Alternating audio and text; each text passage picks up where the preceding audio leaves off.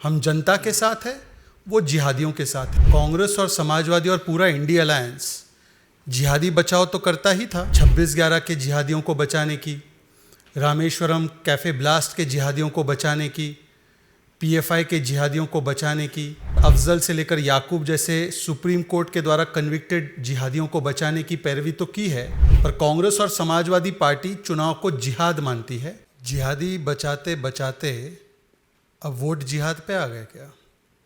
मुझे लगता है कि जिस प्रकार से कांग्रेस और समाजवादी और पूरा इंडिया अलायंस जिहादी बचाव तो करता ही था, और किस प्रकार से उन्होंने 26/11 के जिहादियों को बचाने की, रामेश्वरम कैफे ब्लास्ट के जिहादियों को बचाने की, पीएफआई के जिहादियों को बचाने की, लगातार अफजल से लेकर याकूब जैसे सुप्रीम कोर्ट के द्वारा कन्विक्टेड जिहादियों को बचाने की पैरवी तो की है। अब चुनाव में भी जिहाद नज़र आ रहा है।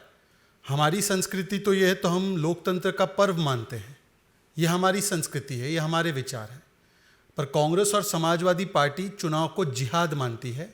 इसी संस्कृति से बहुत कुछ उल्लेख हो जाता है कि कौन किस प्रकार से चुनाव लड़ रहा है, कौन जनता के समर्थन से लड़ रहा है और कौन जिहादियों के समर्थन से, क्योंकि उन्होंने इसको वोट जिहाद कहा है।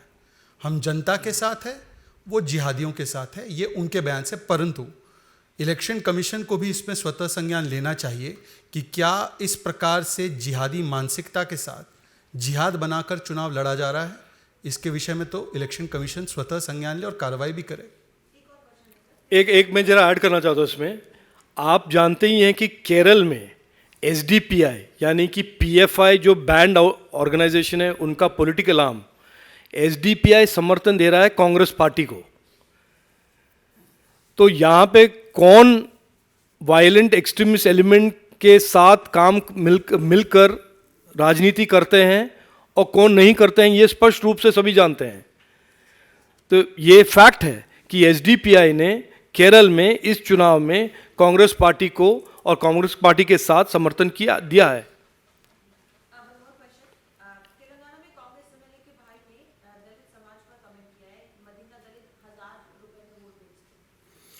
देखिए, दलितों का अपमान यही तो कांग्रेस पार्टी की पहचान है। पहले भीमराव बाबा साहेब आम्बेडकर को 2 बार चुनाव हराना, फिर संविधान पर कुठाराघात करके दलित ओबीसी समाज का अधिकार, जो अभी राजीव जी बता रहे थे, वो छीन कर वोट बैंक को देना, धार्मिक आधार पर आरक्षण को देना, और अब सीधे सीधे वो समाज जिसने वर्षों तक अपने न्याय की लड़ाई लड़ी है, जिसको कांग्रेस और वहाँ की सरकारों ने न्याय नहीं दिया, जिनको मोदी जी ने न्याय दिया है, उस समाज को इस प्रकार की टिप्पणी, जो मैंने आपके ही टेलीविज़न चैनल पे देखा है कि 1000 रुपये में ये समाज वोट बेचता है, 10,000 में और कुछ बेचेगा। मुझे लगता है कि ये राहुल गांधी बताए कि ये मोहब्बत की दुकान है या ये नफ़रत के भाईजान हैं। और दलित समाज का, ओबीसी समाज का, अनुसूचित जाति जनजाति का समाज का जो अपमान लगातार करते हैं। इन्होंने तो देश की प्रथम महिला आदिवासी राष्ट्रपति को राष्ट्रपत्नी कहा था, तो ये इनके डीएनए में है।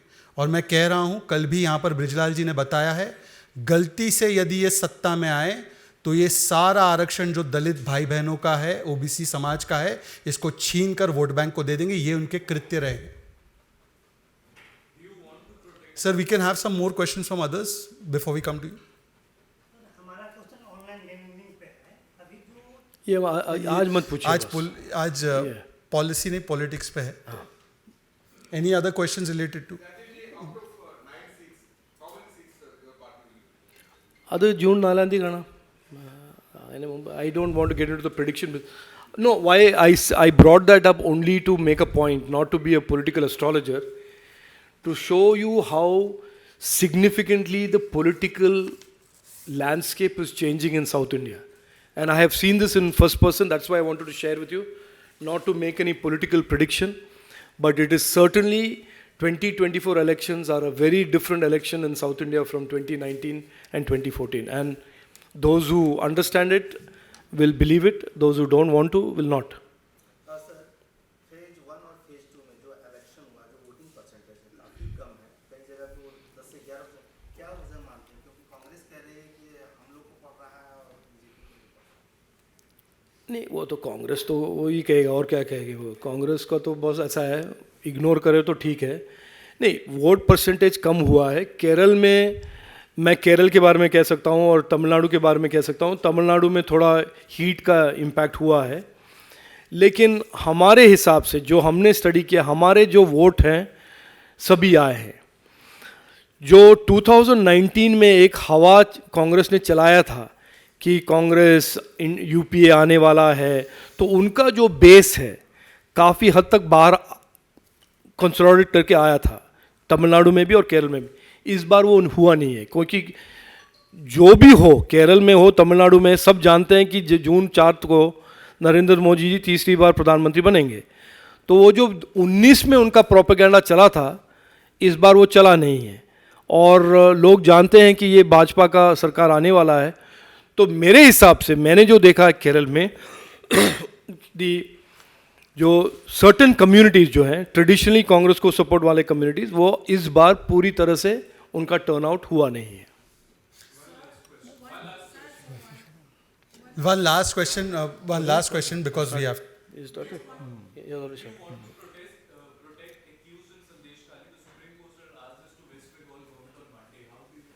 No, this is the hypocrisy, no?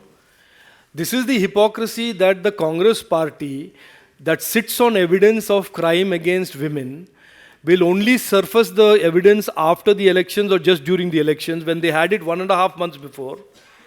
And they will be silent about Sandesh Kali. They will be silent about Neha Hiramat. This is the question that Rahul Gandhi and Priyanka Gandhi should answer. Why this double standard? What explains this double standard? And how do you expect to constantly hoodwink the people of India with this double standard? I mean, how long will you do this politics of lies and double standards? Thank you very much. Thank you very much. हम जनता के साथ है, वो जिहादियों के साथ है। कांग्रेस और समाजवादी और पूरा इंडिया अलायंस जिहादी बचाव तो करता ही था। 26/11 के जिहादियों को बचाने की, रामेश्वरम कैफे ब्लास्ट के जिहादियों को बचाने की, पीएफआई के जिहादियों को बचाने की, अफजल से लेकर याकूब जैसे सुप्रीम कोर्ट के द्वारा कन्विक्टेड जिहादियों को बचाने की पैरवी तो की है, पर कांग्रेस और समाजवादी पार्टी चुनाव को जिहाद मानती है।